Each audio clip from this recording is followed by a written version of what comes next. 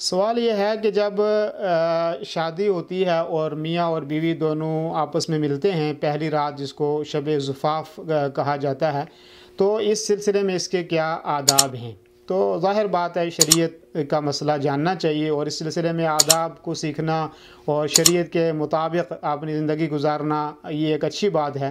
तो पहली बात ये है कि जहाँ दुल्हन मौजूद हो जिस कमरे में, वहाँ पे आदमी जब जाए तो उसको सलाम करे, वहाँ पे सलाम करके जाए, मुस्कुराता हुआ जाए। और इसी तरीके से बेहतर है कि जो हदीस है नबी करीम सल्लल्लाहु अलैहि वसल्लम की, फरमाया कि जब आप वहाँ पे जाए तो अपनी बीवी की पेशानी के ऊपर जो है वो हाथ रखे और हाथ रख के ये दुआ पढ़े। दुआ क्या है कि अल्लाहुम्मा इन्नी अस्अलुका खैरहा व खैर मा जबलतहा अलैहि व अऊदु बिका मिन शर्रिहा व शर्रि मा जबलतहा अलैहि, कि अल्लाह रब्बुल आलमीन, मैं तुझसे सवाल करता हूँ खैर का, और उस खैर का सवाल करता हूँ कि जिस पर तूने इसको पैदा किया है।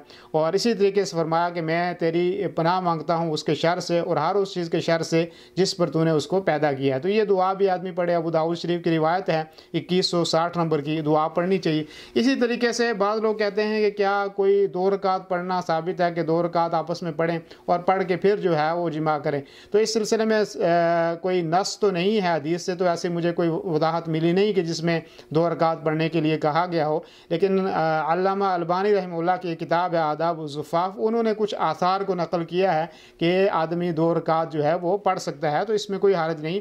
और अगर वो मियाँ बीवी दोनों पढ़ना भी चाहते हैं तो मियाँ जो है वो आगे खड़ा होगा और बीवी पीछे अकेली खड़ी होगी। इसी तरीके से ये है कि कुछ पेश किया जाए बीवी को, इसकी दलील जो है वो नबी करीम सल्लल्लाहु अलैहि वसल्लम के फरमान से मिलती है कि हज़रत अस्मा रज़ियल्लाहु अन्हा के लिए नबी करीम सल्लल्लाहु अलैहि वसल्लम ने दूध का प्याला जो है वो पेश किया। तो इससे बेहतर है कि कुछ उसको पीने के लिए पेश करे, दूध है या कोई और मशरूब, कोई अच्छी चीज़ है उसको दे। इसी तरीके से हदिया देना जो है वो सुन्नत से साबित है, कोई हदिया जो है वो उसको दे। और फिर जो है जब जिमा करने लगें आपस में मुबाशरत करें, और फिर उसके बाद जो है अल्लाह के नबी सल्लल्लाहु अलैहि वसल्लम ने फरमाया कि अगर जिमा करें तो उससे पहले ये दुआ पढ़ें। और दुआ ये जो है वो बहुत बड़ी अजीम दुआ है। दुआ के अल्फाज ये हैं कि बिस्मिल्लाह अल्लाहुम्मा जन्निबना शैताना व जन्निबि शैतान मा रज़क़तना। इसका तर्जुमा ये है कि अल्लाह के नाम से शुरू करता हूँ, ए अल्लाह तो हमें शैतान से बचा, और जो हमारी औलाद इसके ज़रिए से पैदा होगी उसको भी तो शैतान से बचा। ये बुखारी की रिवायत है 3271 नंबर की। तो इस दुआ को भी पढ़ना चाहिए, इसका भी अहतमाम आदमी को करना चाहिए।